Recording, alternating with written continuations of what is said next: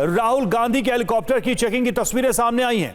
ये देखिए राहुल गांधी का हेलीकॉप्टर जिसकी चेकिंग हो रही है और उसका ये वीडियो सामने आया है।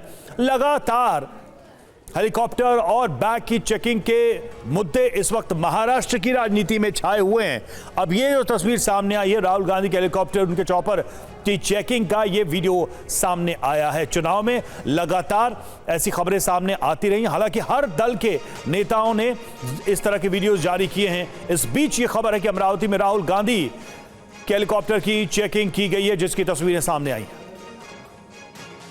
बैग चेक किया गया है राहुल गांधी का अमरावती में, और देखिए उनका हेलीकॉप्टर जब उतरे तो बैग की चेकिंग की गई। तरह लगातार इस तरह की खबरें सामने आ रही। फिलहाल राहुल गांधी से जुड़ी यह खबर है, अमरावती में उनके बैग की चेकिंग की गई। कुमार कुंदन हमारे साथ इस वक्त जुड़े हुए हैं ज्यादा जानकारी के साथ। कुमार, क्या हुआ, क्या जानकारी मिल रही है? देखिए, महाराष्ट्र विधानसभा चुनाव प्रचार के लिए राहुल गांधी आए हुए थे और अमरावती में जब उनका हेलीकॉप्टर लैंड हुआ उसके बाद उनके हेलीकॉप्टर की चेकिंग हुई है। और चुनाव आयोग के मुताबिक ये रूटीन एसओपी है, स्टैंडर्ड ऑपरेशन प्रोटोकॉल है, जिसके तहत वो किसी भी नेता का, चाहे वो स्टार प्रचारक हो चाहे कोई हो, उसका वो चेकिंग करते हैं। गौरतलब है कि ये मुद्दा तब उठा था जब उद्धव ठाकरे ने एक वीडियो जारी करके कहा था कि उनके हेलीकॉप्टर की चेकिंग हुई, लेकिन हकीकत ये है कि अलग अलग समय पे अलग अलग नेताओं की, कल अमित शाह की भी चेकिंग हुई थी परसों, और इसके पहले लोकसभा चुनाव में भी जेपी नड्डा अमित शाह की हेलीकॉप्टर की चेकिंग हुई थी। तो ये एक रूटीन प्रोसेस है और राहुल गांधी का भी ये चेकिंग हुआ है। और इसके साथ साथ जो पूरा का पूरा मामला है, थोड़े समय पहले नितिन गडकरी की भी चेकिंग हुई थी। तो निश्चित रूप से महाराष्ट्र चुनाव में जितने भी नेता आ रहे हैं उन नेताओं का चुनाव आयोग की तरफ से एक चेकिंग का प्रोसेस है। लेकिन ये मुद्दा विवादों में तब आया था जब उद्धव ठाकरे ने वीडियो जारी करके इस पे आपत्ति दर्ज की। बिल्कुल, और लगातार इस पर बयानबाजी भी सामने आई थी। शुक्रिया कुमार कुंदन आपका हमसे जुड़ने के लिए। तो अमरावती में राहुल गांधी के बैग की चेकिंग की गई। और महाराष्ट्र के सीएम एकनाथ शिंदे का एक बार फिर से हेलीकॉप्टर चेक किया गया।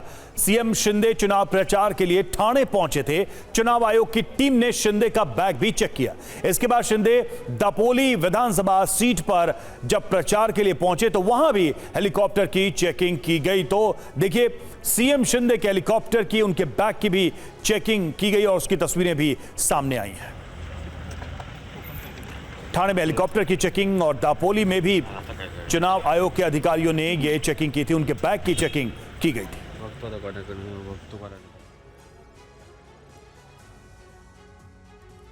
और अब खबर ड्रग्स माफिया के काले कारोबार पर प्रहार की। जी हां, एक दिन में 4400 करोड़ की ड्रग्स जब्त की गई है। दिल्ली और गुजरात में ड्रग्स के दो अलग अलग खेप पर छापा मारा गया और करीब 4400 करोड़ रुपए की ड्रग्स जब्त की गई है। गुजरात से जहां 3500 करोड़ रुपए की 700 किलो ड्रग्स जब्त की गई है, वहीं दिल्ली की बात करें, दिल्ली में 900 करोड़ रुपए की करीब 83 किलो ड्रग्स पकड़ी गई है। यानी एक ही दिन में सुरक्षा एजेंसियों ने 783 किलो की ड्रग्स बरामद की है। ये वो ड्रग्स थी जो तस्करी के जरिए देश में लाई जा रही थी। ये वो ड्रग्स थी जो दुश्मन देश के युवाओं की रगों में भरना चाहते थे, लेकिन चौकन्ने सुरक्षा बलों ने उनके मंसूबों पर पानी फेर दिया और इससे पहले कि इस ड्रग्स को उन हाथों तक पहुंचाया जाता, इसको जब्त कर लिया गया। तो करोड़ों की ड्रग्स ये बरामद हुई है दो जगहों से, गुजरात से और दिल्ली से। पहले बात करते हैं गुजरात के पोरबंदर की, जहां नारकोटिक्स कंट्रोल ब्यूरो यानी एनसीबी, नेवी और गुजरात एटीएस ने ज्वाइंट ऑपरेशन किया और 700 किलो मैथफेटामाइन ड्रग्स सीज की और 8 ईरानी मूल के तस्करों को भी गिरफ्तार किया है। इस ऑपरेशन को सागर मंथन नाम दिया गया था और नेवी, एनसीबी और गुजरात एटीएस ने अहम जानकारी के बाद समंदर में ऑपरेशन शुरू किया। जिस जहाज से ड्रग्स लाई जा रही थी उसमें पहचान छिपाने के लिए एआईएस इंस्टॉलेशन नहीं था। साथ ही सुरक्षा बलों ने चेतावनी के बाद समुद्र के बीचों बीच ऑपरेशन चलाया और इस ड्रग्स को जब्त किया। अंतर्राष्ट्रीय मार्केट में इस ड्रग्स की कीमत करीब 3500 करोड़ रुपए बताई जा रही है। तो गुजरात में 3500 करोड़ रुपए की ड्रग्स बरामद की गई है, तो राजधानी दिल्ली में 900 करोड़ के ड्रग्स को जब्त किया गया और एनसीबी ने दिल्ली में बड़ा ऑपरेशन किया जिसमें 83 किलो कोकीन पकड़ी गई। अहमदाबाद और सोनीपत से दिल्ली लाई गई कोकीन को ऑस्ट्रेलिया भेजा जा रहा था। यह कोकीन की लैंड बेस्ड सबसे बड़ी बरामदगी है और इस मामले में लोकेश चोपड़ा और अवधेश यादव नाम के 2 आरोपी पकड़े गए हैं। उनको हिरासत में लिया गया है। बताया जा रहा है कि इस रैकेट का मास्टरमाइंड दिल्ली का बड़ा हवाला कारोबारी है जो दुबई में मौजूद है। और चलिए अब आपको बताते हैं कि इस साल अलग अलग राज्यों में ड्रग्स की कितनी बड़ी खेप पकड़ी गई है, कहां कहां बड़ी मात्रा में ड्रग्स को जब्त किया गया है। तो देखिए, गुजरात की बात करें, अरब सागर फरवरी में 2000 करोड़ की ड्रग्स पकड़ी गई थी। गुजरात की बात हम कर रहे हैं। वहीं भरूच में, गुजरात के भरूच में 5000 करोड़ की कीमत की कोकीन जब्त की गई थी। और दिल्ली की बात करते हैं तो देखिए, 1 अक्टूबर को दिल्ली में 5620 करोड़ की ड्रग्स जब्त की गई थी। वहीं 10 अक्टूबर को 2080 करोड़ की कोकीन जब्त की गई है। तो इस तरह से लगातार यह बरामदगी हो रही है। मध्य प्रदेश, भोपाल में यहां 6 अक्टूबर को 1800 करोड़ की ड्रग्स जब्त की गई। इंदौर की बात करें, 8 नवंबर को 11 लाख की ड्रग्स पकड़ी गई थी। ये मध्य प्रदेश में जो ऑपरेशन चलाए गए उनमें जो बरामदगी हुई उसकी जानकारी हम आपको दे रहे हैं। तो गुजरात, दिल्ली, मध्य प्रदेश और अब बारी है पंजाब की। पंजाब में 30 अक्टूबर को 208 करोड़ की ड्रग्स जब्त की गई, ड्रग्स पकड़ी गई। तो एक एक करके इन राज्यों का जिक्र हो रहा है क्योंकि यहां पर बड़ी मात्रा में ड्रग्स को जब्त किया जा रहा है। और देखिए, बॉलीवुड एक्ट्रेस दिशा पाटनी के पिता से जुड़ी एक अहम खबर सामने आ रही है। जी हां, हीरोइन के पिता से 25 लाख की ठगी की गई है। यह मामला सामने आया है। दिशा पाटनी के पिता जगदीश सिंह पाटनी के साथ धोखाधड़ी का मामला जब सामने आया तब 5 लोगों के एक ग्रुप ने मिलकर दिशा पाटनी के पिता के साथ लाखों की धोखाधड़ी की। दिशा पाटनी के पिता बरेली में रहते हैं, रिटायर्ड पुलिस ऑफिसर हैं। इसके बावजूद भी वो ठगी से नहीं बच सके। ठगों ने उन्हें यूपी सरकार के किसी आयोग का अध्यक्ष या उपाध्यक्ष बनाने का झांसा दिया और इसकी एवज में 25 लाख रुपए ठग लिए। अब पुलिस में रिपोर्ट दर्ज करवाई गई है और ठगों की तलाश लगातार की जा रही है। तो हाई प्रोफाइल ठगी का यह मामला सामने आया जहां एक्ट्रेस दिशा पाटनी के पिता से ही इतनी बड़ी रकम ठग ली गई।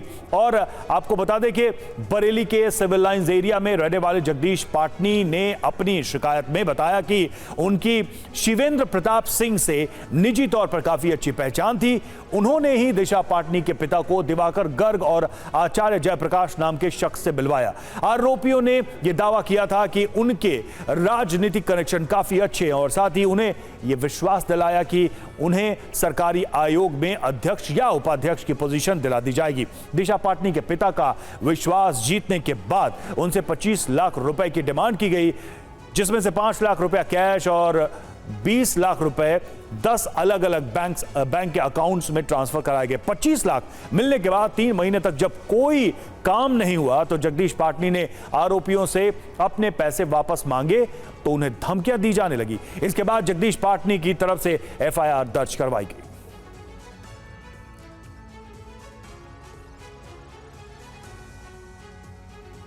बढ़ते हैं आगे और बात करते हैं उत्तर प्रदेश की आज की सबसे बड़ी खबर की। जी हां, 10 मासूमों की मौत का गुनहगार कौन? मामला झांसी का। झांसी के मेडिकल कॉलेज का शिशु वार्ड 10 परिवारों की खुशी का दाह गृह बन गया। जी हां, एनआईसीयू में करीब 47 नवजात शिशु मासूम भर्ती थे, लेकिन रात 10:30 बजे आग लगी और 10 परिवारों के सपने भी इस आग में भस्म हो गए। 10 नवजात बच्चे आग में झुलसकर मारे गए, जबकि 16 बच्चों का इलाज जारी है। इस अग्निकांड के बाद मेडिकल कॉलेज सवालों के घेरे में, लापरवाही के आरोप लग रहे हैं। विपक्ष सवाल पूछ रहा है कि इस लापरवाही का जिम्मेदार कौन है, क्योंकि ये घटना बहुत ही हृदय विदारक है। छोटे छोटे मासूम बच्चे इस अग्निकांड का शिकार हुए। जांच के लिए 6 डॉक्टरों का पैनल बनाया गया और नवजात बच्चों की मौत की जांच करेगा ये पैनल। ये जानकारी सामने आ रही है। पोस्टमार्टम हाउस के बाहर भारी पुलिस बल को तैनात कर दिया गया। पोस्टमार्टम हाउस के बाहर एसपी सिटी की भी तैनाती की गई है। तो अभी भी जो मासूम बच्चे हैं उनके माता पिता हॉस्पिटल के बाहर हैं। कई को पता ही नहीं है उनके बच्चों के बारे में और बड़ी संख्या में बच्चों का अभी इलाज चल भी रहा है। 10 मासूम बच्चे इस अग्निकांड का शिकार हुए हैं, झुलसे हैं, जिनकी मौत हो गई। इसके अलावा 17 बच्चों को फिलहाल इमरजेंसी में भर्ती कराया गया, उनका इलाज चल रहा है। नवजात बच्चों से जुड़ा हुआ मामला है, इसलिए मामला बेहद संवेदनशील है। और झांसी हादसे पर डिप्टी सीएम ब्रजेश पाठक से टीवी9 संवाददाता ने एक्सक्लूसिव बातचीत की। उन्होंने शॉर्ट सर्किट से आग लगने की आशंका जताई। साथ ही कहा कि ऑक्सीजन सिलेंडर की वजह से वार्ड में आग फैली। हादसे में 10 बच्चों की मौत हुई है। सरकार ने उच्च स्तरीय जांच के आदेश दिए हैं। 7 शवों की पहचान कर ली गई है, 3 की शिनाख्त जारी है और मृतकों के परिजनों को 5-5 लाख की मदद का ऐलान किया गया। साथ ही ब्रजेश पाठक ने कहा कि घायलों के इलाज का खर्चा सरकार उठाएगी। झांसी के रानी लक्ष्मीबाई मेडिकल कॉलेज में शुक्रवार की रात को दुखद हादसा हुआ, जिसमें एनआईसीयू डिपार्टमेंट में आग लगने से 10 बच्चों की दुखद मृत्यु हुई है। डिप्टी सीएम ब्रजेश पाठक जी हमारे साथ मौजूद हैं। सर, आप लखनऊ से स्पेशल यहाँ पे आए, पूरा इन्वेस्टिगेशन आप कर रहे हैं। किस तरीके से आग लगी और इन्वेस्टिगेशन क्या शुरू हो गया, कहाँ तक पहुँचा? घटना बहुत ही दुर्भाग्यपूर्ण है, दुखद है।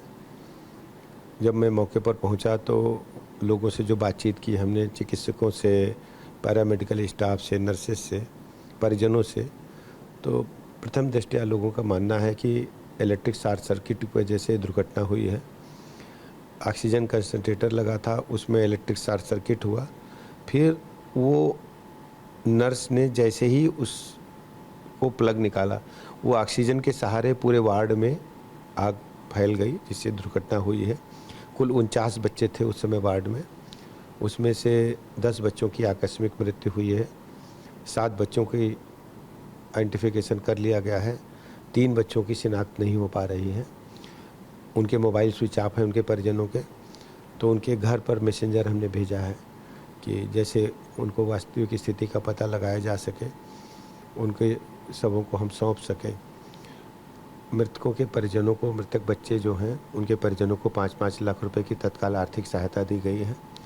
घायलों को 50,000 रुपये और घायलों के इलाज का सारा खर्च सरकार उठाएगी। घटना के उच्च स्तरीय जांच के साथ साथ एक मजिस्ट्रेटी जांच के भी आदेश दिए गए हैं। इसके अलावा विभागीय जांच को भी हमने बैठाया है। डायरेक्टर जनरल मेडिकल एजुकेशन की अध्यक्षता में एक समिति गठित की है जो घटना की तह तक जाएगी। उसमें फायर सेफ्टी के भी लोग होंगे, इलेक्ट्रिकल डिपार्टमेंट के इंजीनियर्स भी होंगे, स्थानीय प्रशासन से भी हम लोगों को उसमें ले रहे हैं। हम घटना के कारणों की तह तक जाएंगे। और इस बीच अस्पताल प्रशासन की बड़ी लापरवाही सामने आई है। जी हां, आग लगने पर शिशु वार्ड का स्टाफ भागने लगा। आग लगने पर फायर अलार्म भी नहीं बजा। फायर सेफ्टी इक्विपमेंट्स 2020 में एक्सपायर्ड हो चुके और फरवरी में फायर सेफ्टी ऑडिट कराने का दावा भी किया गया। संवाददाता शुभम गुप्ता ने लापरवाही की पोल खोलती ये रिपोर्ट भेजी है, देखिए। झांसी मेडिकल कॉलेज में आखिरकार रात को क्या हुआ, कैसे अफरा तफरी मची, कैसे आग लगी, किसकी लापरवाही थी, कौन दोषी था, ये सारी चीज़ें सवाल है। 24 घंटे के अंदर रिपोर्ट आएगी। मगर उससे पहले हम आपको वो तस्वीर दिखा रहे हैं जहां पर ये पूरा घटनाक्रम हुआ। ये SNCU यानी नवजात शिशु गहन चिकित्सा केंद्र है और यहाँ पर 2 वार्ड होते हैं, एक LMU और SNCU। यहीं पर बच्चे एडमिट थे, 54 बच्चे एडमिट थे, जिसमें से 10 बच्चों का दुखद मौत हुई है। और तस्वीरें हम आपको इस पूरे स्पॉट की दिखाते हैं कि यहाँ पर क्या क्या हुआ। जैसे ही आग लगी, शॉर्ट सर्किट हुआ, उसके बाद यहाँ पर अफरा तफरी का माहौल हुआ। चूँकि SNCU में पेरेंट्स को जाने की अनुमति नहीं होती है, लिहाजा जो हेल्थ स्टाफ था वही था, मगर वो खुद भागा, न कि किसी ने बच्चों को उठाया। बच्चे कैसे बाहर आए, अब वो स्थिति देखिए। ये जो तस्वीर आप देख रहे हैं, आग की लपटें थी यहाँ पर और इनसे अंदाज़ा लगा सकते इस तस्वीर से कि जितना यहाँ पर कार्बन जमा है उससे अनुमान लगता है कि स्थिति कितनी भयावह रही होगी। इन खिड़कियों को तोड़ा गया है और बच्चे बाकायदा 2 लोग अंदर गए हैं और उन्होंने बच्चों को फेंका है। इस तरह से बच्चे जो हैं वो बचाए गए हैं। ये तस्वीरें आप देखिए यहाँ पर, ये फायर सेफ्टी की चीज़ें भी यहाँ पर आपको दिख रही है, मगर इनको लेकर भी सवाल खड़े हो रहे हैं कि ये सब एक्सपायरी नज़र आती है। अब ये देखिए यहाँ पर, इस पर जो डेट लिखी हुई है 25/7/2019, 24/7/2020। अब आगे आज 2024 ख़त्म होने में है और अभी तक ये इस्तेमाल किए जा रहे हैं, यानी कि जब इनका इस्तेमाल करने की कोशिश की गई तो ये चले ही नहीं। और ये तस्वीरें आप देख ही रहे हैं यहाँ पर कि किस तरह से खिड़कियाँ तोड़ी गई है, उन बच्चों को बाहर निकाला गया है। काफ़ी भयानक मंजर था और जो चीज़ें हमको यहाँ पर दिखाई देती है उससे तो स्पष्ट होता है कि कितनी लापरवाही बरती गई है। तो शुभम गुप्ता की आप रिपोर्ट देख रहे थे जिसमें एक खास तरह की लापरवाही दिखी फायर सेफ्टी को लेकर। झांसी से शुभम गुप्ता हमारे साथ जुड़े हुए, सीधे चलते हैं उनके पास। शुभम, आपकी रिपोर्ट हम देख रहे थे, ये लापरवाही तो दिख रही है। फायर सेफ्टी का ऑडिट किया गया और आपकी पहली रिपोर्ट में खामी दिख जाती है जहां पर एक्सपायर्ड फायर सेफ्टी सिस्टम लगाए गए हैं और इसके अलावा अलार्म भी न बजने की बात कही गई है। क्या ये अपने आप में इशारा नहीं है कि एक लापरवाही यहां पर हुई है, एक अनदेखी हुई है, एक ऐसा कहे कि एटीट्यूड यहां पर अपनाया गया है कि शायद उनको अंदाजा ही नहीं था कि आग लग सकती है, तभी तो ऑक्सीजन, तभी तो अग्निशमन के एक्सपायर्ड जो हैं वो सिलेंडर्स वहां पर मौजूद है। देखिए, ये सबसे बड़ा सवाल है और जब जांच रिपोर्ट आएगी उसके बाद देखना होगा कि कौन से अधिकारियों पर कार्रवाई होती है, क्योंकि रवि फरवरी 2024 में फायर सेफ्टी ऑडिट होता है, यानी उसमें सारे इक्विपमेंट चेक किए जाते हैं, ठीक से काम कर रहे हैं नहीं कर रहे हैं, आग लगती है तो किस तरह से बचाव होगा। यही नहीं, जून 2024 में बाकायदा एक मॉक ड्रिल की जाती है और मॉक ड्रिल में ये समझाने की एक कोशिश होती है कि अगर झांसी मेडिकल कॉलेज में आग लगती है तो उसके बाद किस तरह से जान बचाई जाएगी। मगर जब जिस दिन आग लगी उस दिन आप देखिए कि कितनों की जान बचाए पाए और किसने बचाई, कौन प्रशासन का शख्स वहाँ पर आया। 4 चीज़ें जो हैं वो हमारे सामने आई है, हमारी जांच में आई है। अगर ये 4 चीज़ें लापरवाही नहीं होती तो शायद कई और मासूमों की जान बच सकती थी। सबसे पहली, जब शुरुआत में शॉर्ट सर्किट हुआ, आग लगी, उस समय कई अभिभावक SMCU के पास गए और पूछा वहाँ पर स्टाफ से कि आखिरकार क्या हुआ है। उन्होंने उस आग को छुपाया और कहा कि कुछ नहीं हुआ है, रोक दिया गया। लोगों का कहना है, जो प्रत्यक्षदर्शी थे जिन्होंने बच्चों की जान बचाई, कि अगर उस वक्त हमें अंदर जाने की अनुमति होती, 10-15 लोग अंदर चले जाते तो शायद उस आग पर हम काबू पा सकते थे। मगर जब आग भयावह हो गई, लपटें देखने लगी, स्टाफ भाग गया और उसके बाद हम लोग अंदर गए, तब अंदर सिर्फ और सिर्फ धुआं था, आग की लपटें थी। जैसे तैसे हमने जो भी बच्चे हमारे हाथ में आए, हमने नहीं देखा कि कौन सा बच्चा अपना है कौन सा किसका है, जो भी बच्चे हमारे हाथ में आए उन्हें लेकर हम बाहर निकल गए। दूसरी जो सबसे बड़ी लापरवाही थी कि फायर सेफ्टी के जो इक्विपमेंट्स थे वो देखिए आप एक्सपायर हो चुके हैं, 2020 में एक्सपायर हो चुके हैं, 2024 चल रहा है। तो बड़ा सवाल यहाँ पर यह भी है कि जो फायर सेफ्टी ऑडिट फरवरी 2024 में किया गया वो किस तरह का ऑडिट किया गया कि वहाँ पर ये चेक नहीं किया गया कि 2020 के ही जो इक्विपमेंट्स है वो एक्सपायर हो चुके हैं। तीसरी यहाँ पर जो हमें सबसे बड़ी चीज़ दिखाई दी कि यहाँ पर कंस्ट्रक्शन का काम चल रहा था। SMCU के वार्ड के सामने ही बड़े बड़े रेत गिट्टी के टीले बने हुए थे, यानी भागने की बचने की जगह नहीं थी, छोटी सी जगह थी, वहाँ से लोग निकल कर जा रहे थे। जब फायर ब्रिगेड के वाहन आए तो अंदर नहीं जा सके, उससे पहले JCB से बाकायदा उस गिट्टी को, रेत को हटाया गया। 10 मिनट वहाँ पर वेस्ट हुए, उसके बाद फायर ब्रिगेड की गाड़ियाँ अंदर गई और आग पर जैसे तैसे काबू पाया जा सका। चौथी एक और चीज़ कि एग्ज़िट और एंट्री एक ही गेट SMCU वार्ड में है, यानी कि आपको यहीं से जाना है यहीं से आना है। तो जब अफरा तफरी का माहौल हुआ तो कोई गेट ही नहीं था कि जहाँ से कोई जा सकता था, इसीलिए खिड़कियाँ तोड़ी गई और जैसे तैसे बच्चों की जान बचाई गई। अब ये सारी चीजें हो चुकी है।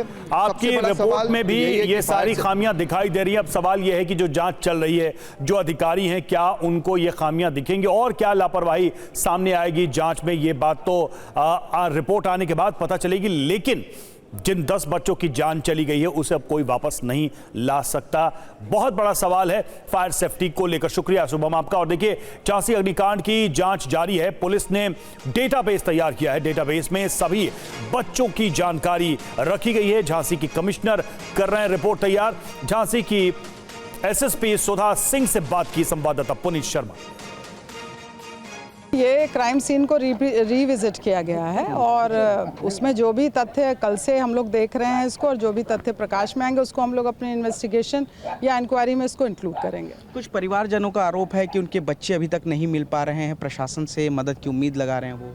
नहीं, सभी परिवारजनों से हम लोग निरंतर वार्ता कर रहे हैं, मैं और DM साहब और सभी अधिकारीगण, और उनको कोई भी ऑब्जेक्शन है। और ज़्यादातर परिवारों में परिवार के जो बच्चे हैं जो दुखद जिनकी मृत्यु हो गई है या जो इंजर्ड हैं उनका सभी का मिलान किया भी जा चुका है। कुछ मामलों में अभी समस्या है जिसके लिए परिजन आएँ और अपनी समस्या बताएं, उसके लिए बिल्कुल तैयार हैं हम लोग। मेरा आखिरी सवाल है कि प्रशासन को रिपोर्ट सौंपनी थी, आप लोग इन्वेस्टिगेशन करें, कब तक रिपोर्ट तैयार हो जाएगी? क्या रिपोर्ट में आया इनिशियल कुछ? ये शासन की तरफ से रिपोर्ट सौंपी गई है जो कमिश्नर सर कर रहे हैं इसको, और कमिश्नर सर उसकी रिपोर्ट तैयार कर रहे हैं। शीघ्र ही रिपोर्ट जो है कंसर्निंग अथॉरिटीज़ को सौंपी जाएगी। और अब खबर दिल्ली से। दिल्ली के नंद नगरी में सनसनीखेज हत्याकांड सामने आया। छेड़छाड़ के विरोध पर हत्या का आरोप। सलमान और अरबाज पर चाकू मारने का आरोप है। कहासुनी के बाद मनीष की चाकू से मारकर हत्या कर दी।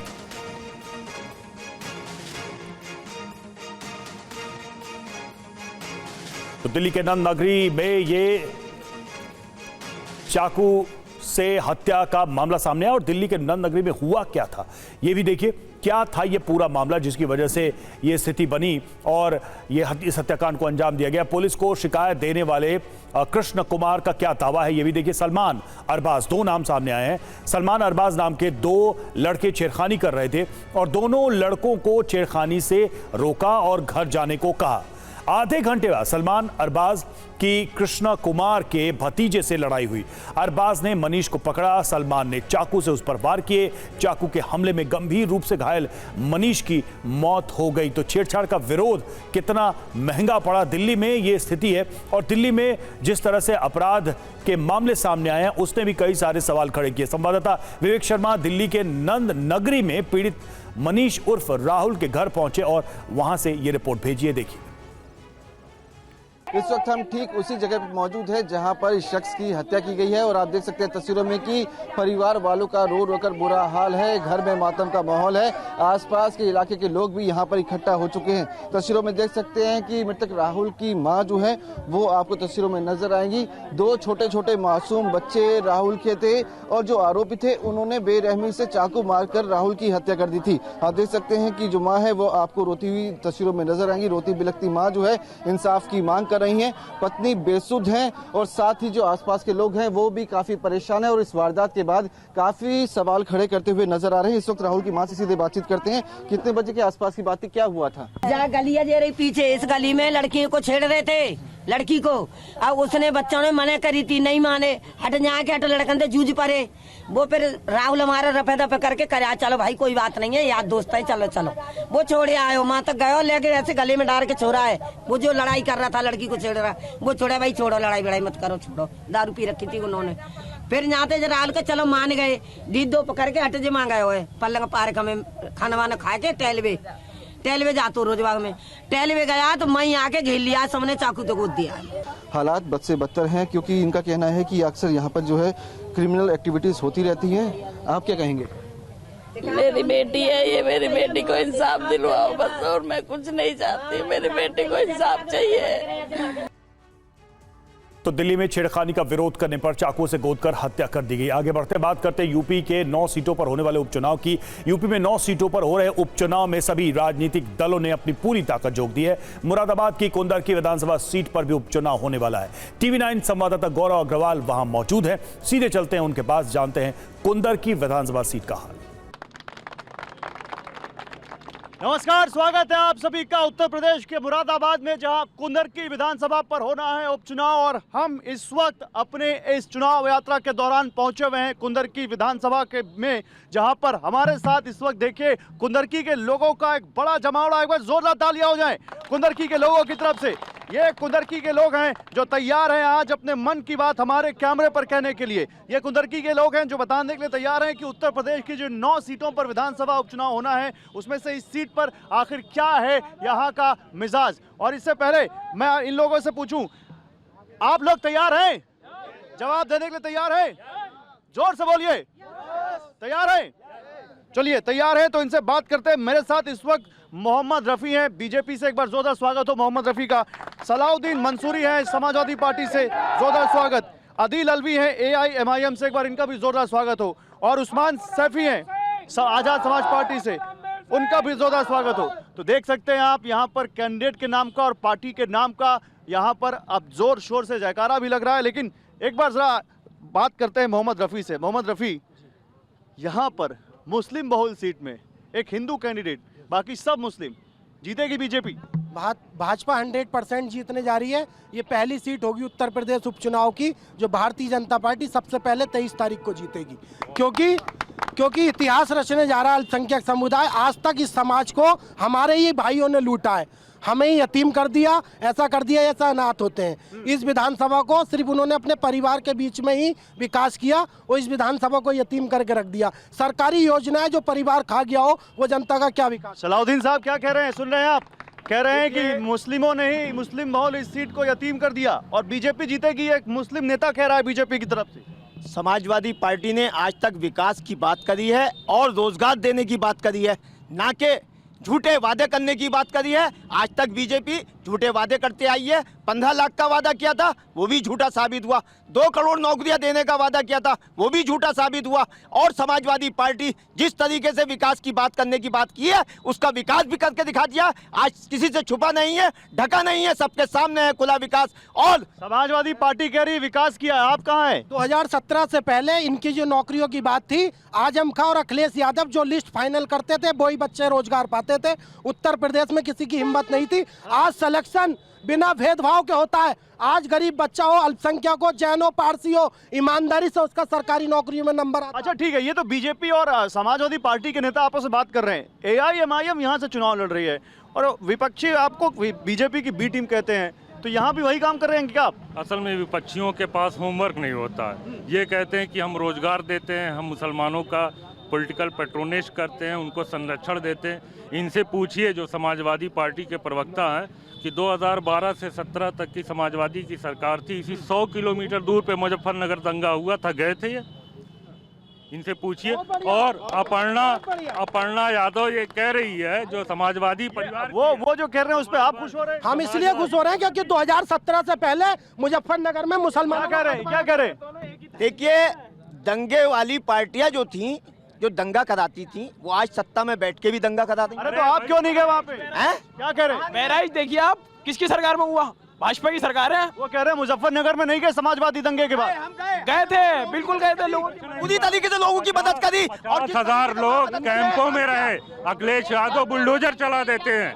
50 अभी बहराइच में दंगा हुआ है, मैं कहता हूँ कि सपा का विधायक वहाँ पहुँचा बहराइच में और ये दंगे की बात करते हैं। आप मीडिया से हैं, मैं रिकॉर्ड उठा के देखता हूँ, मैं वहाँ मौजूद था, मैं वहाँ कंबल बांट रहा था। मुलायम सिंह ने वहाँ क्या बोल रहे हैं? जी भाई, भाजपा की सरकार बन रही है और एक ही नारा चल रहा है, ना दूरी है ना खाई है, रामवीर हमारा भाई है। ये बीजेपी की सरकार। मैम आप बताओ क्या है बीजेपी वर्सेस समाजवादी में, क्या यहाँ पे महिलाएं क्या चाहती है? देखिए, मैं सारी अपने क्षेत्र की महिलाओं की तरफ से एक मंच पे आपके ये कहना चाहती हूँ कि मैं गाँवों में मैंने देखा है कि यहाँ की औरतें चीख चीख के रो के हमें गले मिल मिल के रो रही हैं कि यहाँ के लोगों ने, यहाँ के विधायकों ने हमें बहुत छलनी कर दिया है। हम उनसे पना चाहते हैं। अब हम ये वाले विधायक नहीं चाहते हैं जो 3 बार और किसको चाहते हैं?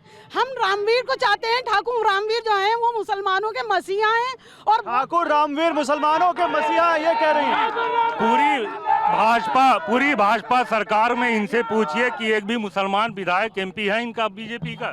जी एक मिनट, उस्मान सैफी कहाँ है? उस्मान सैफी साहब आप पीछे कहाँ चले गए भाई? आगे आइए। ऐसे ही आप पीछे हैं क्या रेस में? पीछे नहीं है, हम बहुत आगे हैं। मैं इन दोनों का जवाब दे दूं। समाजवादी भी खड़ी है और ये भारतीय जनता पार्टी भी खड़ी है। क्या मुसलमानों के लिए उन्होंने क्या किया? आज जो मुस्लिम समाज है वो इस कुंदरकी के अंदर ऐसा ही महसूस कर रहा है। प्रशासन के बल पर ये वोटर ID इकट्ठा कर रहे हैं। अरे आप निष्पक्ष तरीके से चुनाव कराइए, आप निष्पक्ष तरीके से चुनाव कराइए। हम आपको पानी पिलाने का काम करेंगे, यहाँ पे हम आपको पानी पिलाने का काम करेंगे। निष्पक्ष चुनाव नहीं करा रहे आप। जो ये आवाज उठा रहे हैं, आकाश आनंद साहब आवाज उठाते, बहन जी जब उनको ही पार्टी से हटा देती है तो ये किसके साथ है? अल्पसंख्यक समुदाय हो, दलित समुदाय हो, सब भारतीय जनता पार्टी के। निष्पक्ष चुनाव नहीं हो रहा, ये आरोप लगा रहे हैं। चुनाव आयोग निष्पक्ष चुनाव कराता है। अगर निष्पक्ष नहीं होता, अयोध्या कैसे हार गए?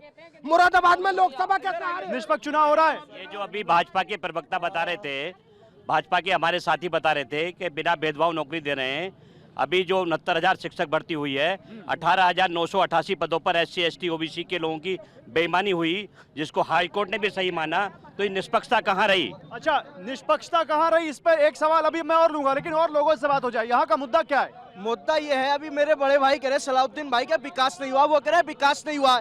हमारे यहाँ का विकास होगा कैसे? 30 साल हमारी जनता को गुमराह किया मुसलमानों ने। इन्होंने जो गुमराह किया मुसलमानों को, हमारी निधियां वापस गई। एमपी साहब जो मरहूम तो अभी किसका कौन करेगा विकास? सुनिए, हमारे जो एमपी साहब है जो मरहूम है, उनकी निधि वापस क्यों गई? अगर वो विकास कर देते, क्षेत्र में मुसलमान थे तो उन्हें पता नहीं चल जाता। आपका नाम क्या है? आपका नाम? आमिर खान है मेरा नाम। तो आप किसको चाहते हैं? हम चाहते हैं इस बार भारतीय जनता पार्टी आए, क्योंकि हम लोग हैं। आमिर खान चाहते हैं कि बीजेपी आए।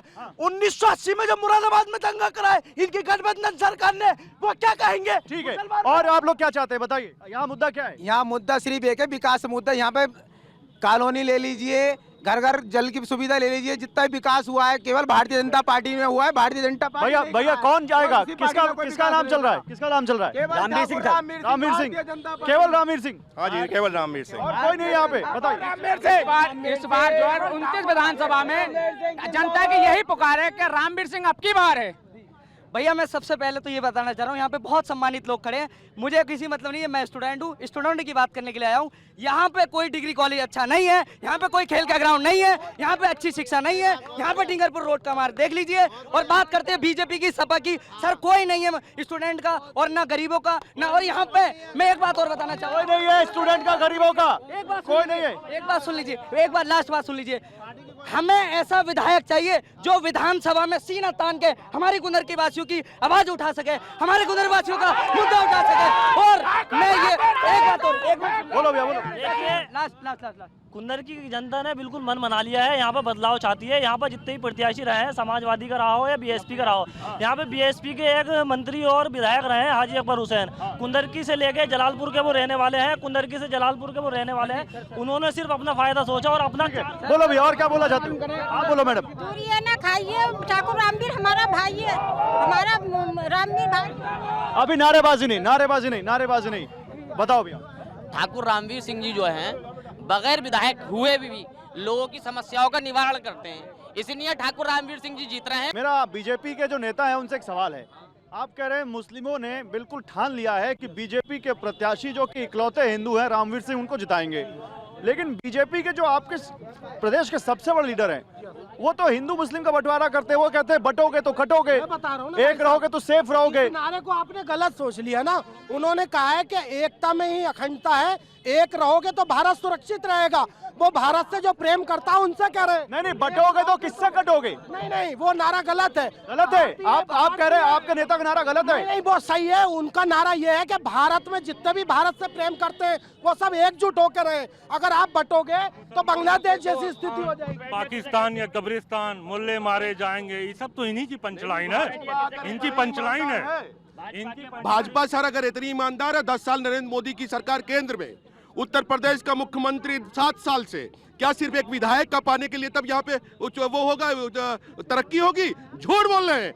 एक बात, दूसरी बात, मैं ये सिर्फ बात करना चाहता हूँ कि अगर मुसलमान 20% है, जो पार्टी हिस्सेदारी देगी उसका विधायक होना चाहिए। ईमानदारी की बात। तो ये बात तो ये भी करते हैं, ये बात तो एआईवाईएम भी करती है। ज्यादा कैंडिडेट मुस्लिम तो ये देते हैं। नहीं सर, मैं उनके साथ हूँ, मैं इनके साथ हूँ। आप एआईएम के साथ हैं? बिल्कुल एमआईएम के साथ हूँ। सपा के साथ नहीं है? सपा के बिल्कुल साथ रही है, एमआईएम के साथ हूँ, क्योंकि मैं ये कह रहा हूँ बहुत हो गई नौकरी, अब हिस्सेदारी चाहिए।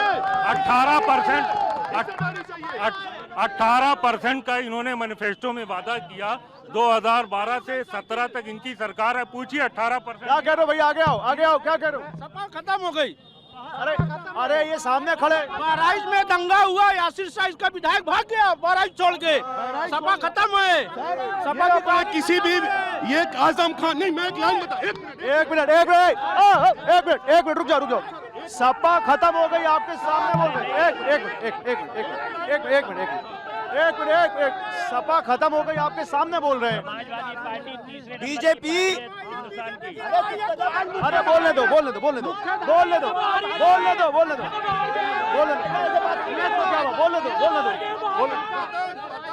बीजेपी के बहराइच के अंदर एक विधायक ने एफआईआर कराई कि बीजेपी के लोगों ने दंगा कराया है। और दूसरी बात, अब से मैं इनसे भाई से पूछना चाहता हूँ, समाजवादी पार्टी खत्म, मुजफ्फरनगर कांड कराया, कुंदरकी से लेकर टिंगरपुर तक। क्या कह रहे हो? भैया हमें कुंदरकी का हम बताएंगे ना क्या होगा। ये तो बाहर के, ये तो बच्चे, ये बाहर के हुए लॉलीपॉप लेके, इनका कुछ नहीं है। ये नगर आ रहे हैं, लड़ो मत, आराम से लड़ो। अरे लड़ो मत, आराम से। बाहर का आदमी आन के हमारा भविष्य तय करेंगे। लड़ो मत, आराम से आराम से आराम से आराम से, बीपी बढ़ जाएगा, आराम से। देखो भैया ऐसी बात आराम से आराम से आराम से। भैया ऐसी बात है, ये लोग हैं बाहर के, ये नगर आ रहे हैं, विधायक आ रहे हैं, सब चीज तो ये हारते आ रहे हैं, इनका क्या हम बताएंगे ना कुंदर की। अच्छा बाहर के तो बोलने नहीं दोगे? नगर नहीं इन्हें पता क्या कुंदर की बोलने दो यार। बाहर भारत के मेहमान तो भगवान होता है। ये बताएंगे इनको, ये तो नगर नहीं बचा पाए, ये कुंदर की विधानसभा इन्हें तो। और ये जो खड़े हैं भाई साहब हमारे, इनको माननीय अखिलेश यादव जी ने तो उनको पार्टी से 6 साल के निष्कासित कर दिया। इनको पूछिए आप, सबूत दिखाओ, सबूत दिखाओ। अच्छा अभी ये मुद्दा नहीं, अभी ऐसा बन चुका है कि कुंदर की 29 विधानसभा का माहौल ऐसा है, स्वयं मान के अखिलेश यादव भी लड़े तो वो भी यहाँ से हार जाएंगे। क्या कह रहे हो? कुंदरकी में अगर अखिलेश यादव लड़े तो वो भी हार जाए, स्वयं हार जाएंगे। रामवीर सिंह की इतनी लोकप्रियता है मुसलमानों में, एक तरफा मुसलमान का वोट। पार्टी ने यहाँ तानाशाही के ये करी है और गुंडा कराज करा है। क्या दिखा रहे बाबा, आ गया थानों में, तहसीलों में इन्होंने दलालियाँ करी है इन लोगों ने। इनको ये यहाँ के है, ये यहाँ के है, इनको ये यहाँ के है। इन्हें तो खुद फर्स्ट टाइम कुंदर की। अरे बोलने दो, बोले, ये तो यहाँ के है, इनको बोलने दो। जी क्या बोल रहा है? कुंदरकी में क्या माहौल है? कुंदरकी का पतंग का बहुत अच्छा माहौल है। बैरिस्टर असदुद्दीन ओवैसी साहब की पार्टी का नंबर 2 पे पहुंच रही है, नंबर 2 पे पहुंच रही है और बहुत शानदार रिस्पांस हर गांव में हर जगह मिल रहा है। इनके मुरादाबाद में जो विकास हो रहा है वो कौन करा रहा है? भाजपा करा रही है ना, वहाँ पे मेयर भाजपा के हैं, विधायक भाजपा के। अरे वो तो ठीक है, एक सवाल ले लूं, एक सवाल ले लूं, वो ठीक है, वो चलो बाहरी, आप तो यहाँ के हो, उत्तर प्रदेश के हो। उत्तर प्रदेश के सीएम का एक बयान बहुत वायरल है, बटेंगे तो कटेंगे। ना तो कटेंगे कहाँ से? नहीं बटेंगे, साथ रहेंगे, मजबूत रहेंगे, कोई नहीं बटेंगे। हम दंगस का जवाब बटेंगे कटेंगे क्या था? जब कश्मीर इस देश का हिस्सा नहीं कहलाता था, एक से नहीं, जब कश्मीर इस देश का हिस्सा नहीं कहलाता था कांग्रेस के दौर में, तो हम बट रहे थे, हम कट रहे थे। आज मोदी जी ने शपथ ली है तो आज देश कश्मीर भी हमारा, हम फ्लैग ले रहा है, जाके जाके रह रहा है। ये है हमारी ताकत, ये है मोदी जी की ताकत। उत्तर प्रदेश के मुख्यमंत्री योगी आदित्यनाथ दूसरी जगह कहते हैं बटेंगे। अरे भीड़, रुक जाओ भैया, रुक जाओ। मुसलमानों न घबराओ, रामवीर विधायक आने वाला है। बट ये तो कह रहे मुसलमान डरा हुआ है। डरा हुआ कोई मुसलमान नहीं है, रामवीर हमारा पुराना है, रामवीर हमारा पुराना। बाबा मुसलमान यहाँ पर किसको चुनेगा? सब रामवीर को चुनेगा। मैं पूछना चाहता हूँ कि जब महाराष्ट्र में अभी योगी जी ये कहकर आए हैं कि 5 बार अजान का शोर हमने बंद करा दिया, तो वो मुसलमान के लिए क्या कर सकते हैं? वो तो नमाजें बंद करवा रहे हैं, अजान बंद करवा रहे हैं, मदरसों में ताला लगवाना चाह रहे हैं योगी जी, जाके दूसरे प्रदेशों में खुलेआम कह रहे हैं। तो कहाँ मुसलमानों का विकास हो रहा है, कहाँ मुसलमानों का साथ दिया जा रहा है? मैं कह रहा हूँ मुसलमानों को। सपा और भाजपा मिलकर चुनाव लड़ती है। आखिर धर्मेंद्र यादव आजमगढ़ से एमपी, उनका सगा बनोई करहल से बीजेपी से। दंगा अगर गुजरात में बीजेपी ने करवाया, समाजवादी ने मुजफ्फरनगर में करवाया। कुंदरकी की बात करें, रामवीर आ जाएगा। मैं कहता हूँ सीएम साहब एक बयान दें कि मुसलमान हमारा भाई है, मिलजुल के रहेगा। कटोगे बटोगे किसके लिए? क्या जनता पागल है? सीएम तो यहाँ के लोग तो नहीं मान रहे। नहीं, ये लोग मानेंगे, नहीं मान रहे। कह रहा हूँ किसी, ये सीएम साहब क्या बात, यहाँ के लोग तो कह रहे हैं इनका मुखिया कह रही है। भैया जवाब दो।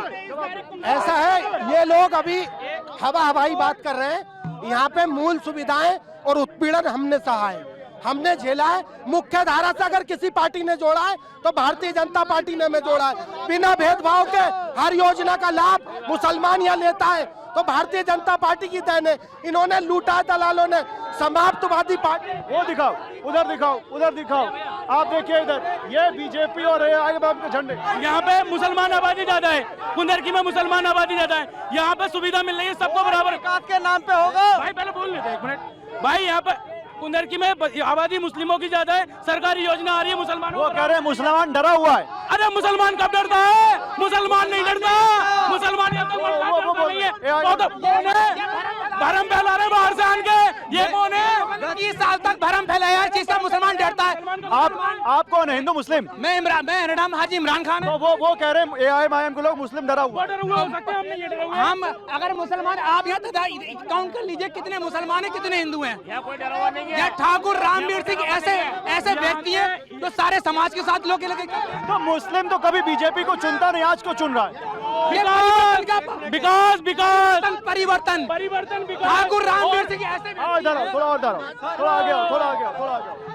भैया आप लोग आओ, भैया आप बताओ, आपका क्या नाम है? मेरा नाम देवेश भूषण है। अभी ये विकास की बात कर रहे थे। नहीं, आप क्या कह रहे हो, क्या माहौल है कुंदरकी का, क्या मुद्दा है? एक तरफ है माहौल, बिल्कुल एक तरफ है, ना कोई मुसलमान डरा हुआ है ना हिंदू डरा हुआ है। माहौल एक तरफ है, रामवीर सिंह जीतने वाले हैं। ऐसा क्या हो गया रामवीर सिंह में जो एक तरफा है? रामवीर सिंह में ये हो गया, यहाँ का मुसलमान विकास चाहता है। अभी तक उसे विकास नहीं मिला। कुंदरकी में हफ्ते लाइट नहीं आती थी और आज कुंदरकी में लोग इन्वर्टर को भूल गए हैं। सबसे बड़े विकास की बात है, लोग कहते हैं यहाँ विकास नहीं हुआ। आप बिजली पानी की सबकी समस्या। अरे तो विधायक तो समाजवादी पार्टी का ही रहा ना इतने दिनों से कुंदरकी में। इन लोगों ने यहाँ के विधानसभा लोगों भ्रमित करके और क्या कहता है भारतीय जनता पार्टी की नीतियों से बहकाकर समाजवादी की तरफ लेकर। आप बताओ, आपका क्या नाम है? मेरा नाम अमीर हमजा है। हमजा साहब, यहाँ क्या कुंदरकी का माहौल? देखिए, इस बार कुंदरकी का माहौल परिवर्तन का है और ठाकुर रामवीर सिंह इस बार समाजवादी। तो ऐसा क्या हो गया कि मुस्लिमों को बीजेपी का कैंडिडेट इतना पसंद आ गया? देखिए, बीजेपी का कैंडिडेट पसंद आया है, बीजेपी पसंद नहीं आई है। ठाकुर रामवीर सिंह की इस विधानसभा में लोकप्रियता बहुत है। उन्होंने 8 सालों में समाजवादी का विधायक रहते हुए यहाँ पर मुसलमानों का और हिंदुओं का सबका काम किया है। एक मिनट, कुछ महिलाएं थी, आइए। आपका क्या नाम है? मेरा नाम इरम रिजवी है।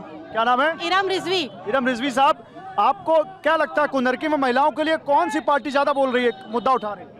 कुंदरकी के अंदर हमारे लिए ठाकुर रामवीर सिंह बहुत अच्छे हैं। समाजवादी के अंदर हर लड़की हर औरत डरी हुई रही है कभी, क्योंकि समाजवादी पार्टी कभी किसी के हित में अच्छा नहीं कर पाई है सिवाय अपने अलावा। और हाजी रिजवान साहब ने गरीबों की जमीनें कब्जाएंगे, गरीबों का घर कब्जाएं, गरीबों की बहन बेटियां ढंग से जी नहीं पाएंगे।